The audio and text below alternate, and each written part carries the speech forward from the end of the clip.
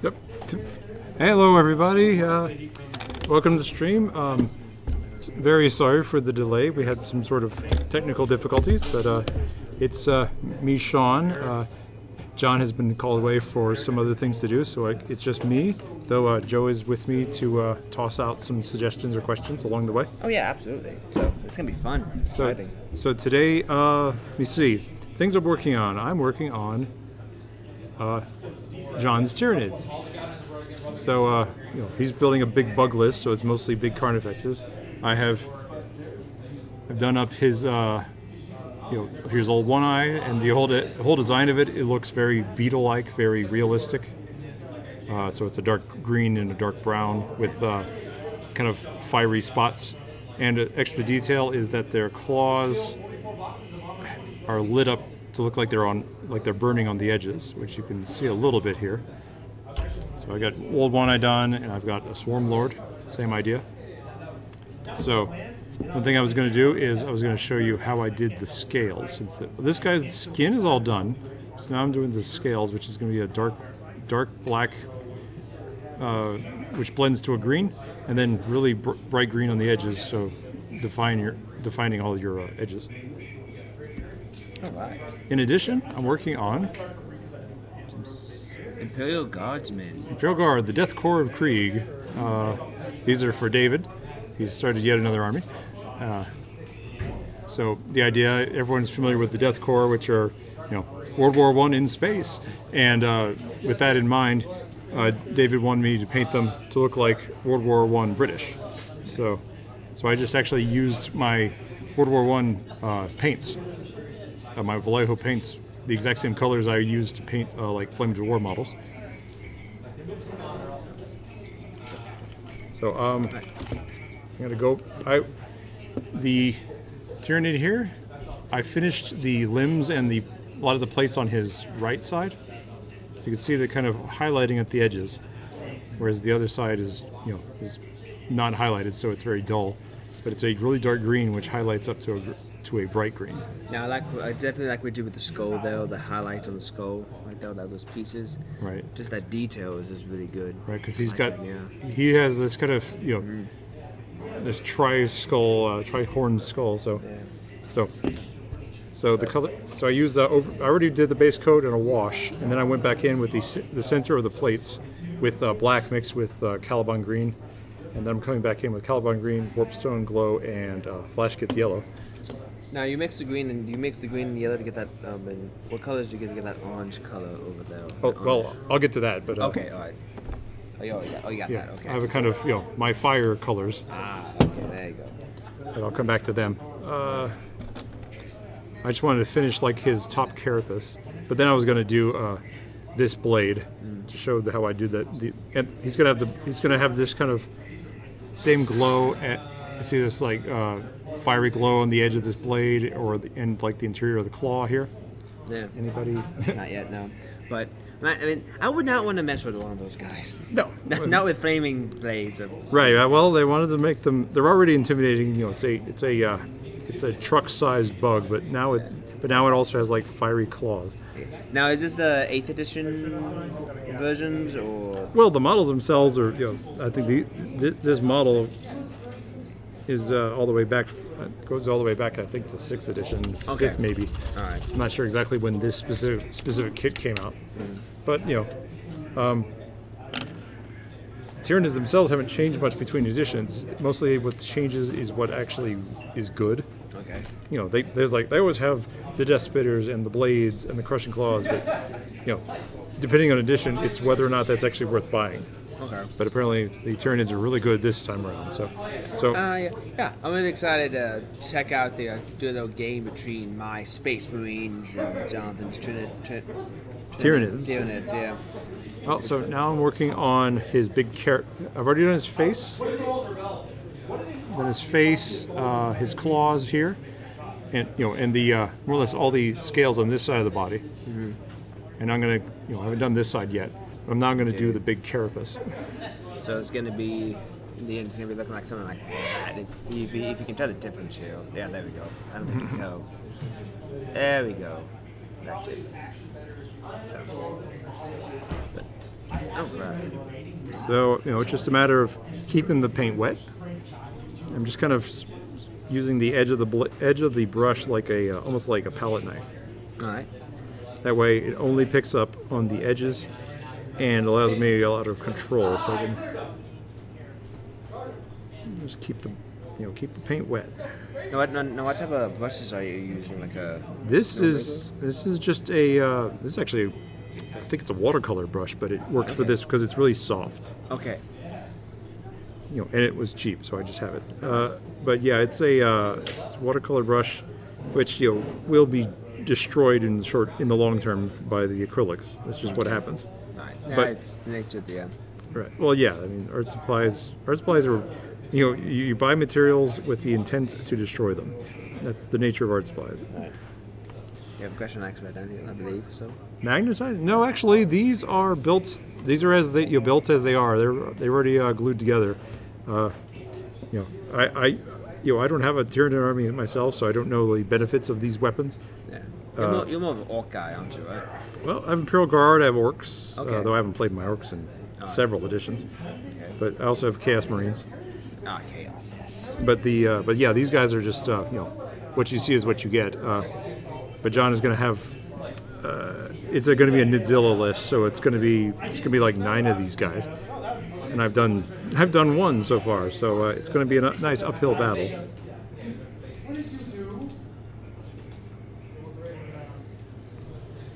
I imagine if John wants to give them alternate weapons, he'll just use one of his extra dudes.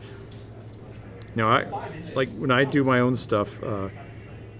On vehicles, I'll pin or magnetize them, so I can swap out weapon sponsons or extra weapons. But for like my guard or my chaos, I just have an extra guy with alternate weapons. I just find it easier. Okay. Sometimes magnets are useful, but at the same time, sometimes they're just too much trouble. Okay. Now, his question is magnet. What is that? What he's talking about is that you can, especially on like big things, you use the rare earth magnets in the joints, so you could just swap out the arms. Ah, okay. So you just I was like, oh, you know what? For this game, he's gonna have Devourers instead of Disc Spitter, so he has an extra arm, just pops off, new one clicks in. Oh wow. It's certainly a good way to spread out your collection, so that you're not kind of stuck with one guy who does one thing. Yeah, it is very good to customize. Right, but it can be a little bit of a pain especially if you're not really good at magnetizing. But there are some people who are like really experts at it. They'll be able to. I've seen Space Marine Captain who has a magnet at his waist, at his arms, and his head. So you can swap out the head, his arms. You can take him off his legs, so you can put him on a bike. You just click him into a bike. I mean, there's all sorts of tricks you can do to, keep you from having to have 5 versions of the same model. You just swap out the weapons. Okay, cool. And people especially use that on big vehicles. Now, is that something that people do like themselves, or is that something that fancy Games Workshop? No, Games Workshop doesn't do that. I mean, okay. It's a custom. Okay. Yeah, it's a custom thing. Yeah. A lot of the people get I can't remember the company that people get the rare earth magnets from, but they're really small, but they're strong, so they'll hold. They would hold these claws all together. Okay. Also means that it's easier to store because I could pop these arms off, put the torso minus arms in a spot on the carrying case, and then I can just put in more. I can put the arms in their own little pocket. Okay. So. Well, that's a whole new skill to identify and learn. Well, like for yours. A good thing people use the Space Marines would be on your Dreadnought. Okay. Because you'd swap, that way you can swap out the arms. Like, okay, for this game, this Dreadnought's going to have twin autocannons, or we're going to give them an assault cannon and a power fist, that kind of thing. Oh, okay. Yeah. It keeps you from having to have 2 Dreadnoughts. Okay.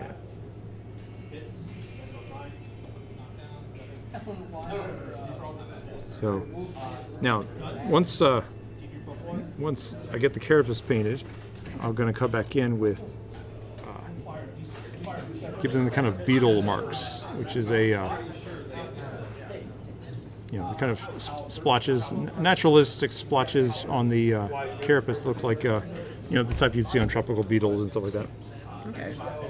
So is that what inspired the color scheme? Is the beetle? Yeah, this was. I mean, this was John's John's idea to do these, and if you've seen other streams with me, and we talk about bugs, so I like bugs a lot. So Okay. I'm quite knowledgeable in this kind of thing. So he knew I was the person to talk to. So just kind of going through and highlighting. Keep the paint flowing. It's just you build up layers of highlighting, slowly, and then so I'm going to let that dry. I'm going to come back and do his. It'll take a while to do the full carapace, so I'm going to come back to it later. I'm going to do the fire on his scything talons. Show you how I do that. So. My first step is good old Sanguine Red and Sanguine Base, which is P3, because that gives you a nice dull red. Dull red. So I kind of just,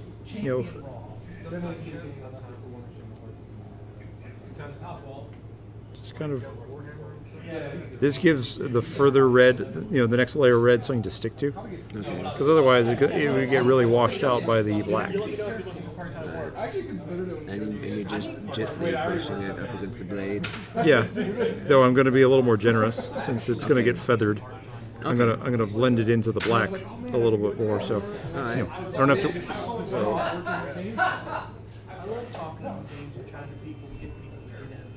Oh, nice.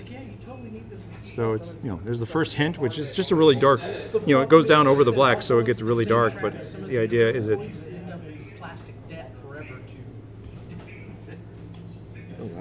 So I'm gonna. So I do the same thing to the other side. The downside of the Tyranids being put together already is that it's a little hard to do get it all the nooks and crannies, so it's a little extra work. Yeah, all those pointy, those sharp edges and. Yeah, that usually when I paint big things, if I have my wherewithal, I build them in pieces. I paint them in pieces I paint.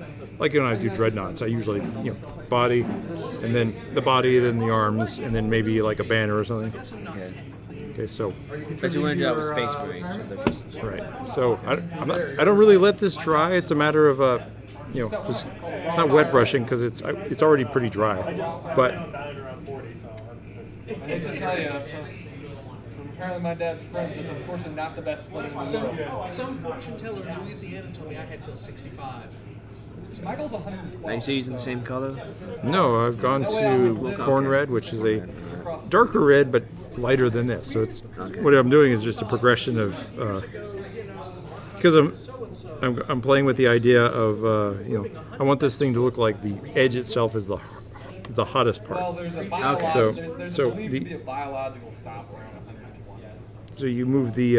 Without any major changes in stopping. Okay, so you go from I get it. Just kind of blending in the brighter red over the maximal age without major changes, essentially to our biology. What the average age 200 years ago used to be? 40ish? 9. 30, 40? Okay, that makes sense. Yeah, but I study aging. Now so you put in the yellow in it afterwards, and they have on. Oh, that'll be at the very end. Very end, okay. Because that'll be the hottest part of the edge. The reality of it The is flash we've point essentially on the web. eliminated for the vast majority of the population all of the So contributors that you really can't see it yet because it's still a fairly dull red. Yeah, okay. Next comes a next higher red, Mephiston red, which is kind of the mid neutral red. Okay. And we want to live much longer than we might push 80 or 90 as the average lifespan, which is, let's be honest, is a really long time. But to move past that, So if you guys have any questions, please feel free to comment on the comment list below, the comment section below. So don't have that. So. Deterioration over time. that's a pretty simplified version of it. What's the history of the Tyranids?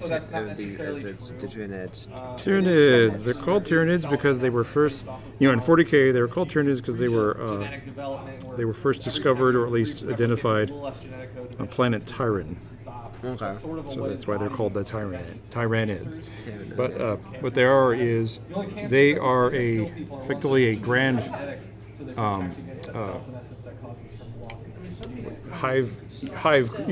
They're effectively just giant locusts. They're a hive mind of who are all psychically linked together, and they all they do is show up at places and just eat everything. So you're talking about They'll land on a planet and eat the defenders, eat the buildings, drink all the water, even suck up the atmosphere, and strip mine the topsoil, leaving a husk of a planet. He's literally selling something. Now, is it true that I remember you telling me a story that or I heard a story, maybe with somebody else, that Games Workshop was going to make a game for, or Blizzard was making a Warhammer game, and then they lost the license, and that's where the Zerg came from. Did you hear about that? No, well, as far as I know, it was because they that's what Warcraft was going to be. Oh, Warcraft. Okay. Warcraft was going to be Warhammer, which is why like for instance, Warcraft's Orchard Green. But yeah, so they're like, okay, I lost the license because it wasn't really lost the license. It just at the time GW was not playing well with others. Okay. So they just we've done all this work, let's keep going. So they made their own setting and their own game. So that was well, I hate to say this, right. but every time we talk about that, I am reminded of a wonderful artist Okay, so known as Sixth Day, which weirdly makes you, for an Arnold Schwarzenegger movie, makes you consider the philosophical ideas behind it. I do like the detail. Still really can't see it on the camera, unfortunately. Yeah. But I can see that you're mixing the two by tipping. No, I've seen it. Yeah, I can see that before you're painting, you're putting up the brush in one part and then. yeah, I'm kind of mixing on the figure. That's sometimes my my preferred method. Sometimes is wet mixing on the surface of the figure itself instead of on a palette. Now, one other thing about the Tyranids is that they're masters of genetic manipulation. Okay. Which is why this thing they don't care. They don't have weapons. Their weapon, they don't have a technology per se. All their technology is creatures, are just modified Tyranids. Okay. So his gun here, which is now linked to him, it's actually like part of him now because it's a distinct organism, and it shoots bullets biologically. It's like spits them, that kind of thing. Okay. So and like this gland on the top of the plate, that's a separate organism that's like effectively parasiting, but it's a parasite, but a beneficial parasite. Yeah. Okay. So, because the Tyranids will just modify themselves and their weapons, because they don't have an individual attitude. There's no real individuals in the Tyranid army. So, is there a queen, or is it just one hive? Well, there's millions of ships. Okay. Even their spaceships are creatures, and there's millions of them. All right. So there's one big organic life form. Right, they're the big thing in the setting is that they're just like appearing from all the edges of the Milky Way galaxy, coming from interstellar space, and the theory is that they're attracted by the Astronomicon, the Emperor, which is a big psychic presence, because the entire race are psychic, and when you have millions and billions of individual minds, they'll just kind of create this like white noise. This is called the shadow in the warp. So it like just snuffs out psychic signals because it just can't get through. Because there's this wall of psychic power of millions and billions of minds all thinking at the same time. Okay. So what's a chaos? Is do chaos care about them? Or? Yeah,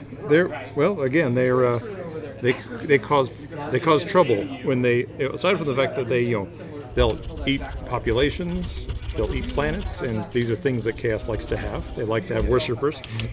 Okay. So even Chaos doesn't want the Tyranids around because Chaos needs mortal followers, and the Tyranids don't. So they'll just eat everything. I found that interesting how every single race hates one another in this. Well, universe. oh yeah, well, it's designed that way. Yeah. Right, it's a setting designed so that everybody can fight everybody. So weirdly enough, so there you go. This is placing portions of my brain like chips over a long. So there you go, the blade. Oh, nice. And I'm going to do the same thing to his face spikes, Okay. which will be a little more dramatic because it's right, because it's right over his mouth. So it'll be the inner edges of all three of the spikes on his head. Okay. We like John and I discussed it. We like the idea that effectively it looks like the blades are like superheated on the edges. Okay. So even scarier than you'd think. It's like instead of on top of being a blade 12 feet long, it's also on fire. That's intimidating. Right, exactly. Scary. I don't think intimidating is the word. Maybe scary, or I don't know. So that person, So. like, what is you? Why I talk about So are they susceptible? Susceptible like heavy bolt cannons, right? Oh yeah, I mean they're not invincible. They're like Carnifexes are tough. I mean they're effectively the equivalent of the army of tanks and dreadnoughts. Okay. Mind you, there are bigger models than this actually. Oh jeez. But Is that that's not like the smaller models, right? They're like gaunts, not the gaunts, the gaunts of the termagants and the hormagaunts and like gargoyles. Those are the foot soldiers. okay. The equivalent of infantry, other armies' infantry. Okay. But this is, these guys are the dreadnoughts and the tanks of the army. Ah, okay. So, I wonder how many space marines it would take to knock down one of those guys. Quite a few. I mean, in the setting, before the Imperium really understood what they were doing, they destroyed whole. I mean, they just were wiping out whole planets and took out several Space Marine chapters. The good old Size of the Emperor were one of the famous ones because that was an army that was created for the first real, the first version of the Tyranids. I mean, Tyranids have been around since Rogue Trader. Okay. They were not nearly as scary as they eventually became. And they were just at the time just yet another alien, because Rogue Trader had a lot of aliens in it. But the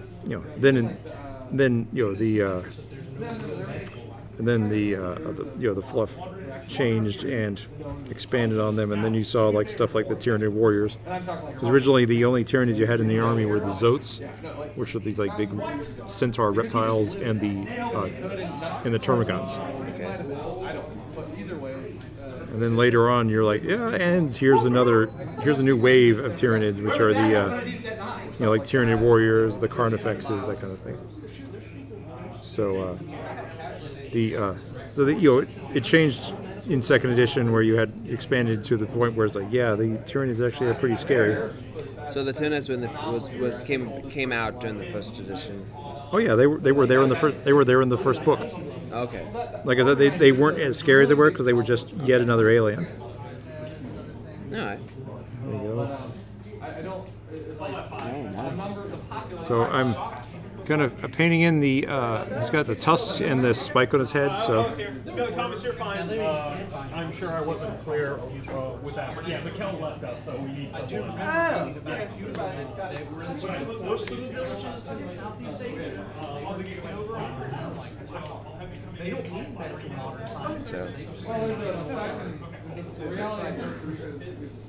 Yeah, the big thing is that Tyranids constantly modify themselves, so they're getting, the idea being they're getting stronger and stronger as they move across the galaxy.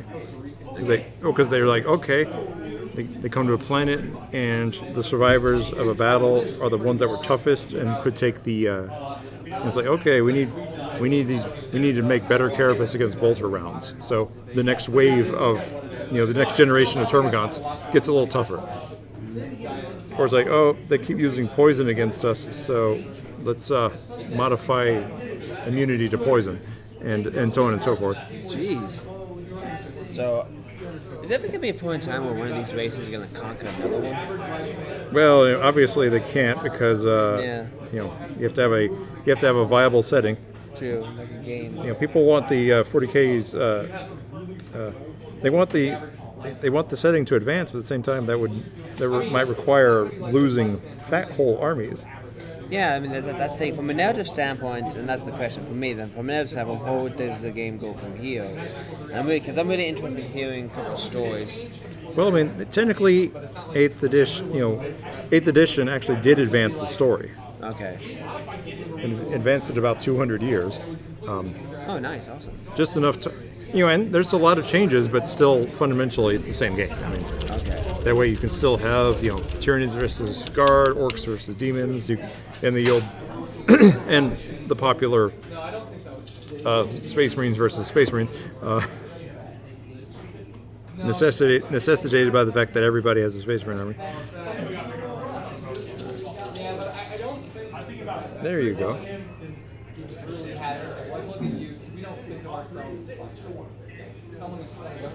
So there's that glow for the. Anyone else? Anyone watching? Have any questions? Who's watching?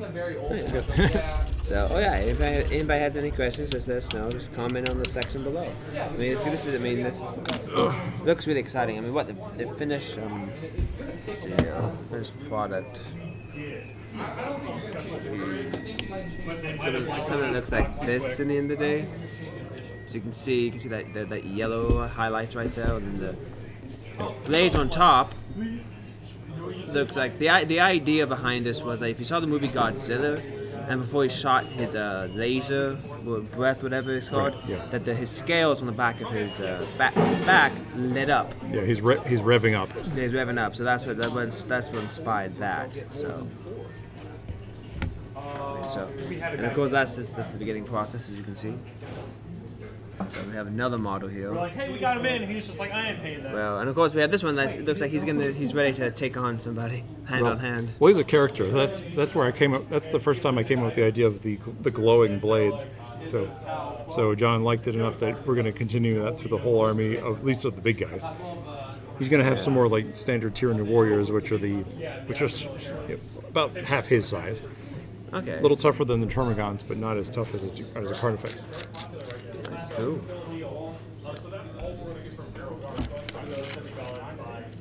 Oh. There we go. Now, while it's drying, I'm going to apply some base coats. Now I'm doing the. I'm going to use base coats to these Deathcore guys. Since these guys have a relatively drab color scheme, I don't have to worry about painting them too cleanly, since I can always come back and fix them. So first off, I'm doing their uniform, which is using, whoops, wrong color. There it is. The English uniform. There we go, right there. I'm trying to find it right. So you can see. Now this was inspired by, the colors were inspired by World War I, you said? Yeah, I mean it's like directly the colors of English infantry. Okay. So it's English uniform and the helmet, and these guys actually wear like plate armor because they're engineers. Okay. That is we got English uniform. We got brown violet, and I'm gonna have this. It's called dark sand, which is the color for the the webbing and the. Now they have the Finch. You said Finch helmet, right? Yeah, they're kind of a mishmash of World War I. Sorry. Okay. And of course the gas mask, because the planet they're on is not very hospitable. Yeah. So the entire army has gas masks, even the commissars. Okay. And of course, what's the history behind that?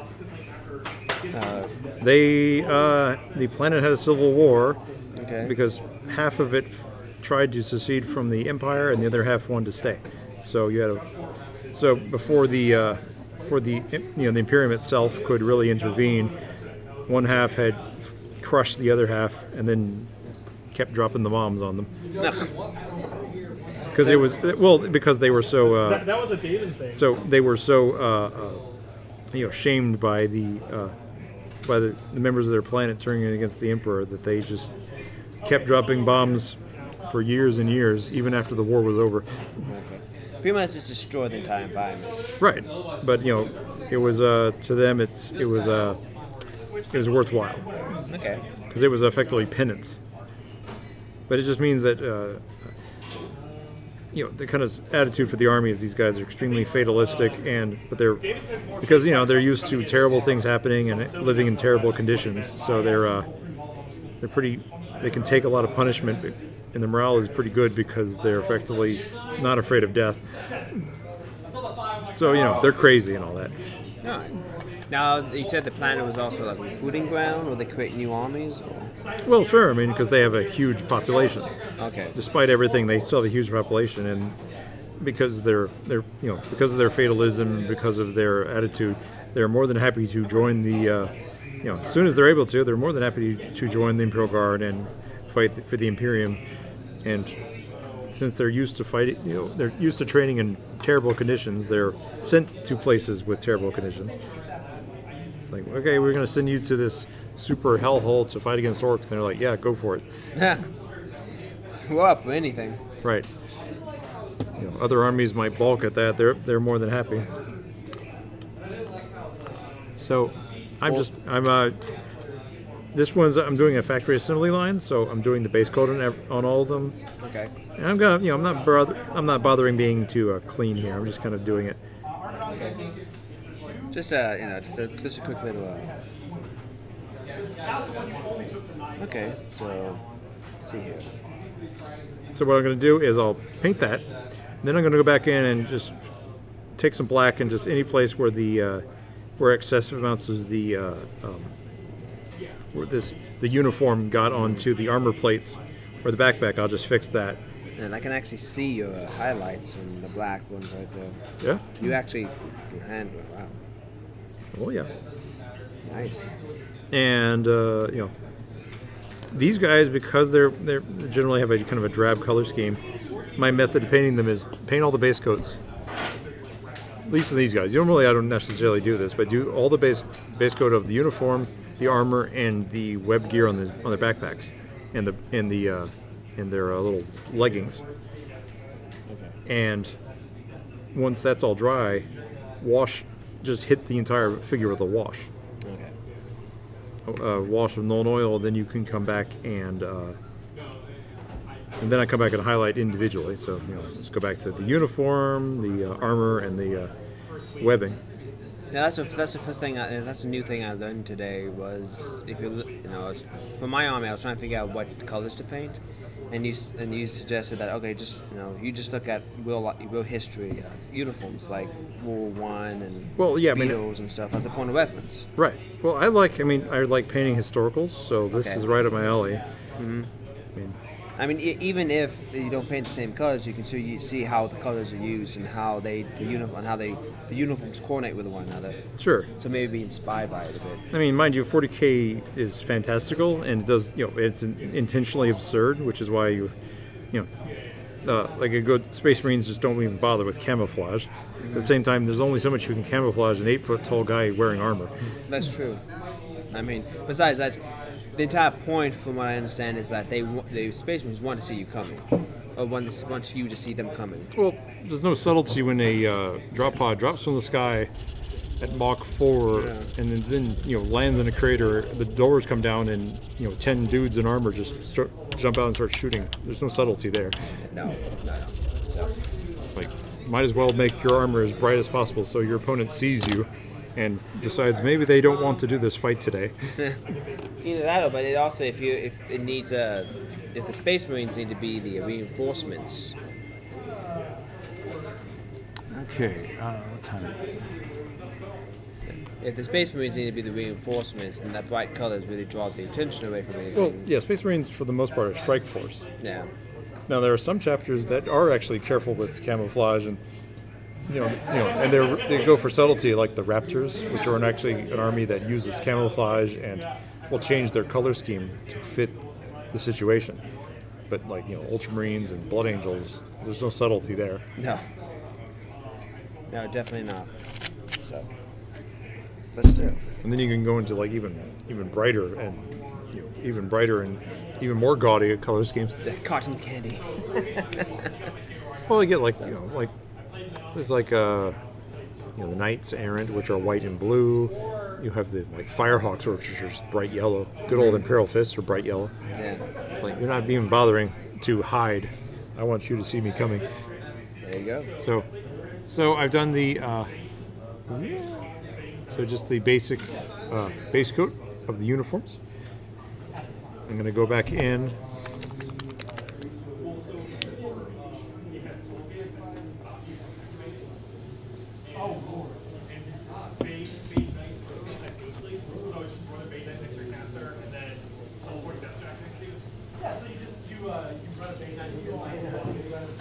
So I'm just going back in and fixing places where the gaps between armor plates and the uniform.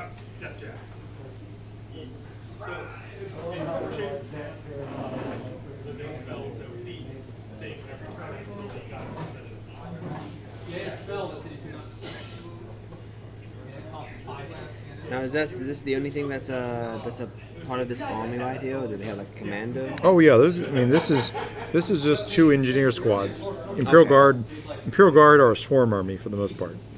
Ants. Well, they're just they're the normal human army men in a game full of 8-foot tall maniacs in power armor and creatures like Tyranids and orcs. So they, which means you need a lot of them to actually win because they just die a lot. Yeah, they're expendable.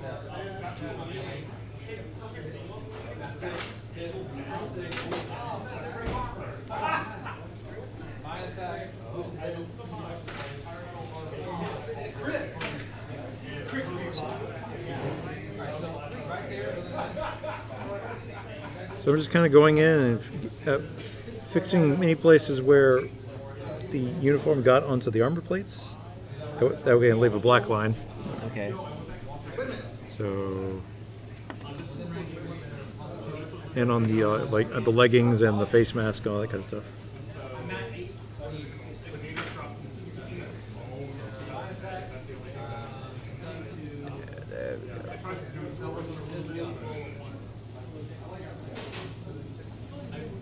So, all right. Nice.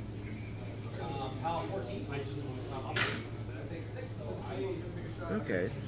Let's see. All right. Cool. So, assembly line coating, huh? Well, yeah, it's I'll do that for any type of army where I have to paint 60 of these guys. Okay. You think you have a lot of guys in your Marine army? That's like, so you can field a demi company of Space Marines. So 40, 50 dudes. Well, that's like one platoon of Imperial Guard. Okay. Now the Imperial Guards are not because they have many models, but they're not more expensive than all the other ones, are they? Model-wise, Yeah. they're usually about the same cost financially. Okay. Which means Imperial Guards and Imperial Guard and Orcs sometimes have the problem of you have to pay for a large amount of models when Space Marines on the other hand are the cheap army because you're going to have a relatively small amount of Space Marines. Okay. So it's cheaper to do Space Marines, which is why and ultimately a lot of people have Space Marine armies because they're cheap. Okay.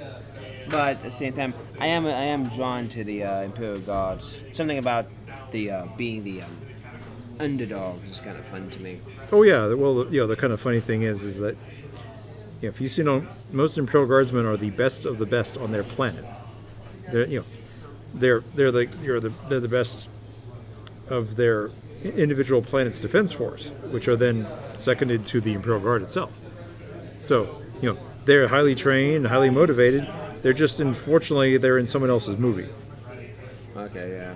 They're like, we're badasses, but They're better races out there. well, just when the most common enemy you run into is an orc who towers over a human, who can just keep walking after you shoot him 80 times, and who swings a giant cleaver, which can just cut you right in half, and that's like the weakest of your enemies. Plus, they fight. Also, there's the obvious traders and other humans. But then you get into the Eldar and the Tyranids and Necrons and Chaos. It's just, a Imperial Guard is hopelessly outclassed. And for some people that's the appeal because, they're, as they said, they're the underdogs. Like anybody can be tough when they're wearing Terminator armor, but how about a guy with a flak vest and a pea shooter? Is he going to be a badass? He could be. Yeah, definitely. So.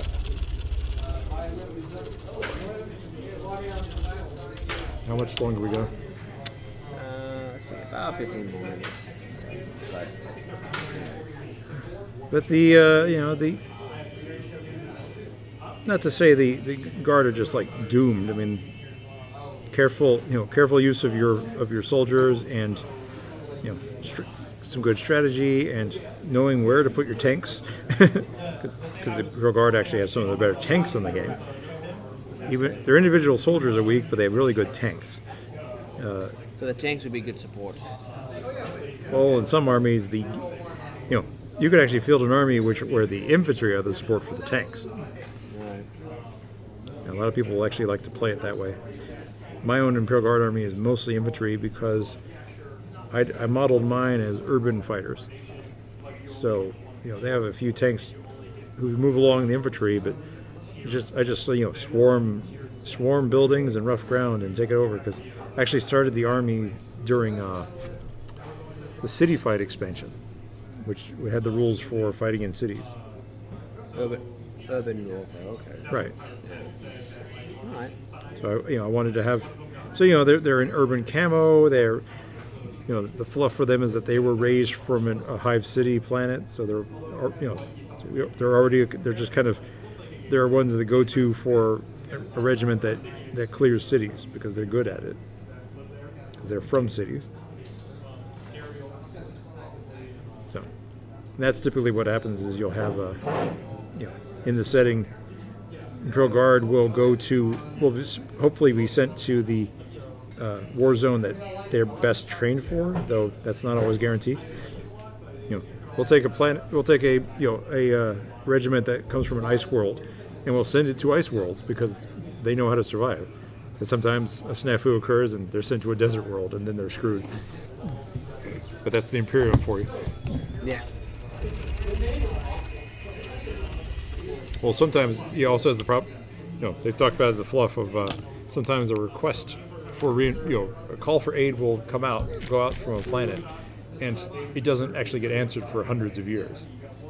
So it's like, oh, let's send some guard regiments. And by the time the guard regiments showed up, who knows what's there on that planet now? Yeah. Oh man, that's terrible. They'll show up and nothing's on this planet. Maybe so. Yeah, the Tyranids already strip-minded or have been gone for 30 years. Or like, oh yeah, orcs were attacking, but that was 200 years ago. Now it's an orc planet. Now we're the invading force instead of the relief force. And that sometimes it's very easy for them to kind of change gears. Like, okay, change it up. Now we're just continue going. We showed up, so let's bring. We brought all these guns for a reason. They're just waiting for everything to dry. Yeah, just waiting for a little bit of dry. Then I'm going to do the armor plating.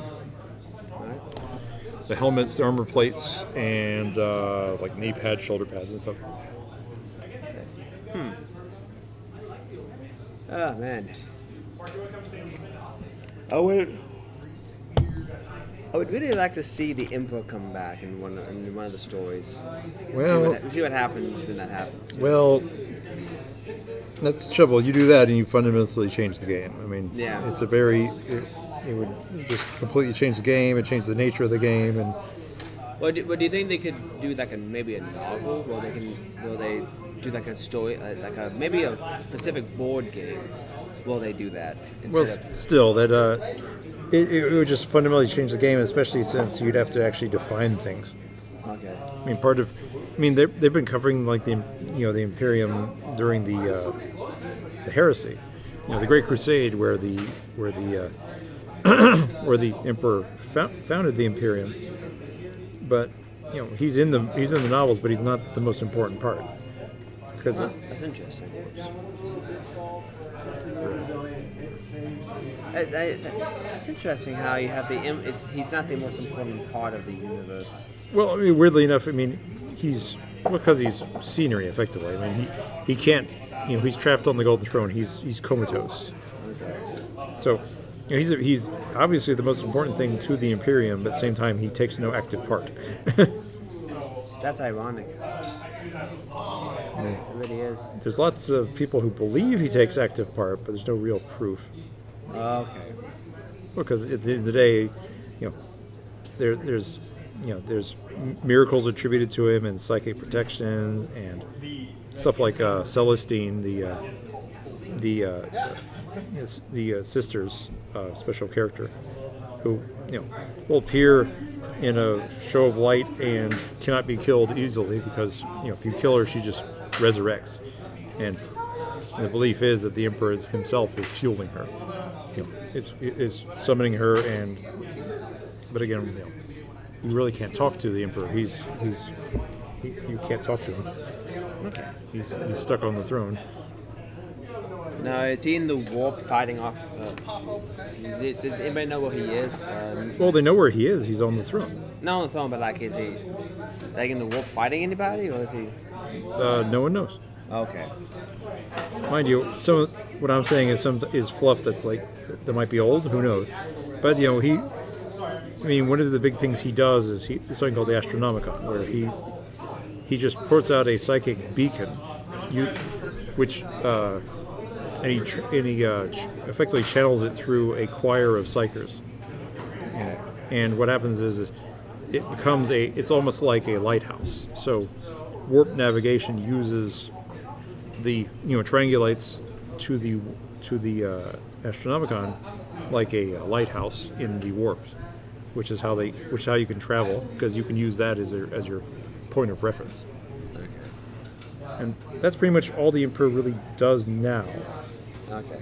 But there's all sorts of other rumors and conspiracies, and because their thought is, well, okay, he's held in the Golden Throne. Maybe he should be allowed to die, and maybe he'll ascend.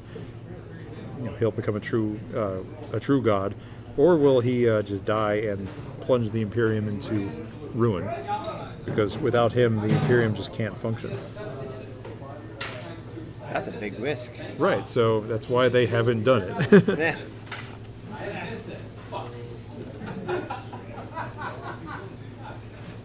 Alright. I don't think I hit anything else. Hello, Mikhail. The second spray. Into my galvanizer. Oh, God. Do I hit your guy? No whammies. I'll take the trade. I'll kill my galvanizer, okay? And it's 5 dice damage on the galvanizer? That's all 5. Okay.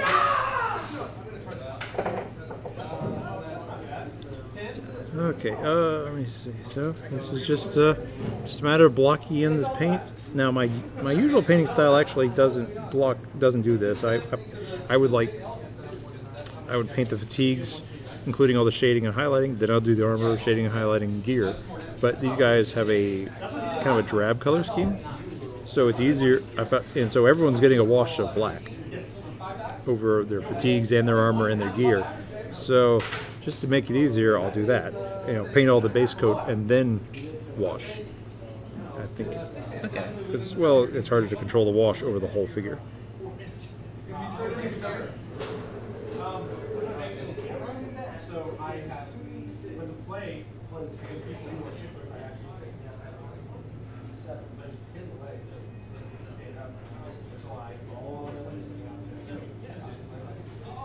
Do.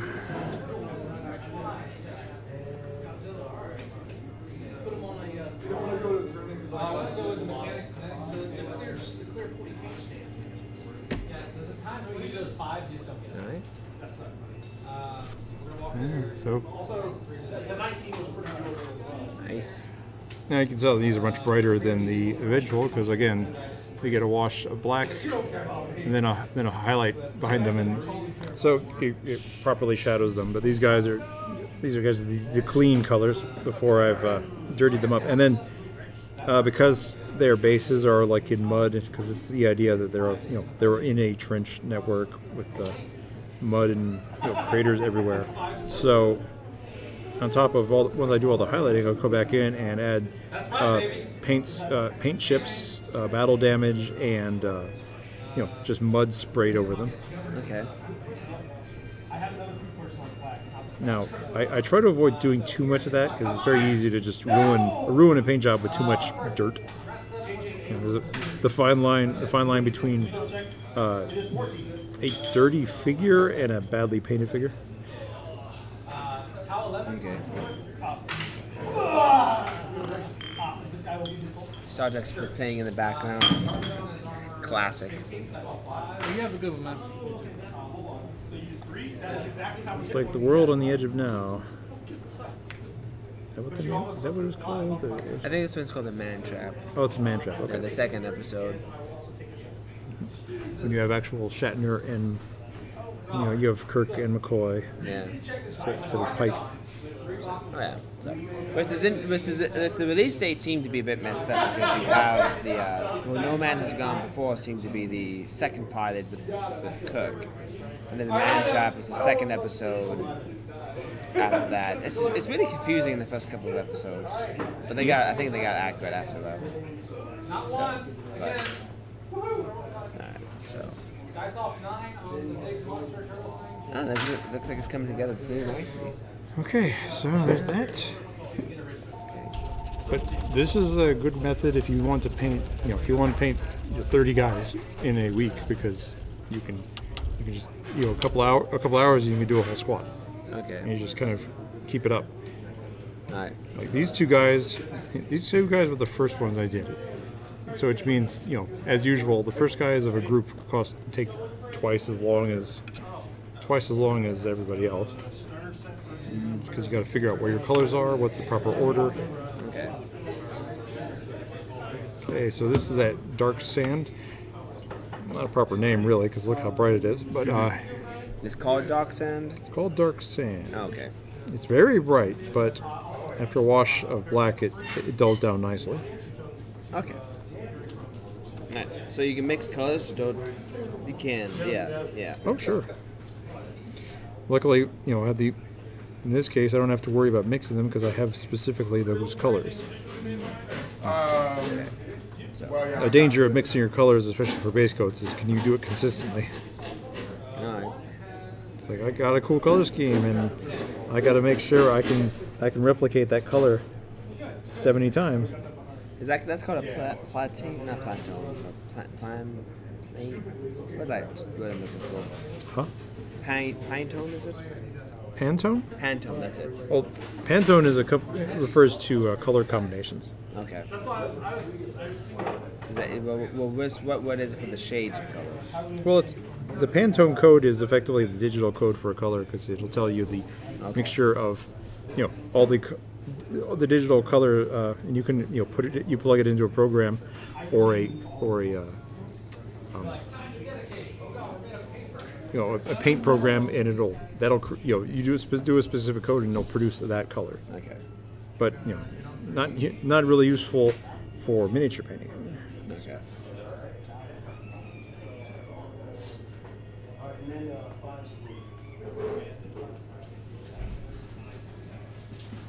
So I'm just kind of going through the backpack, their little air filters, and their leggings. Get the and the face. You got to do the mask. The face, the mask being that same khaki color is good because it keeps the figure from being too drab. There's because the face is lit up. So. I'm ready. No problem.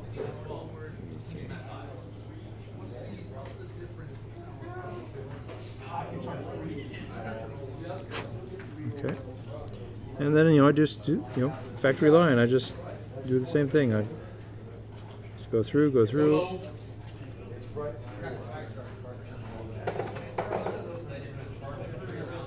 Usually when I do factory line, I might do 4 to 6 at a time. And then when I get to the point where I'm going to do fine detail, that's where I break it down just 2 at a time. Okay. Because the danger of doing a group of guys, you know, a group of 6 all at once, even if I detail, is you might forget, you might miss a detail. It's like, oh, I forgot to do the eyes on this guy, or you know, this one should have had a. I didn't do the unit markings, or you know, I missed a belt buckle, that kind of thing. Okay.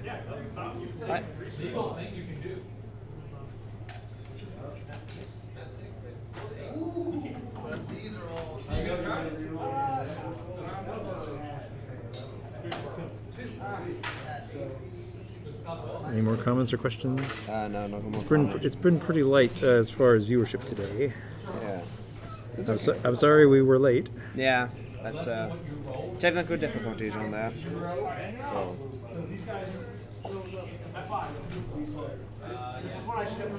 That's really that's definitely actually it's coming along nicely. I see what you're doing there. Yeah. Right, and this is another place where I can afford just to be a little messy, because like this guy's carrying a bunch of looks like, you know, I don't know, mines or bombs or something. Okay. His entrenching tool, of course, and all of this will get you know, all this will also get a wash, and then I'll come back in and clean up the you know, clean up and pick out colors. Oh, his face. It's got all the weapons displayed, right? That guy? Yeah, I can't see you. I just don't step back. You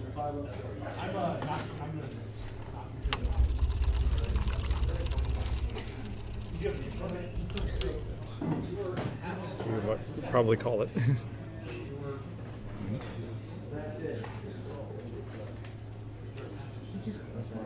Oh. Okay. And yeah.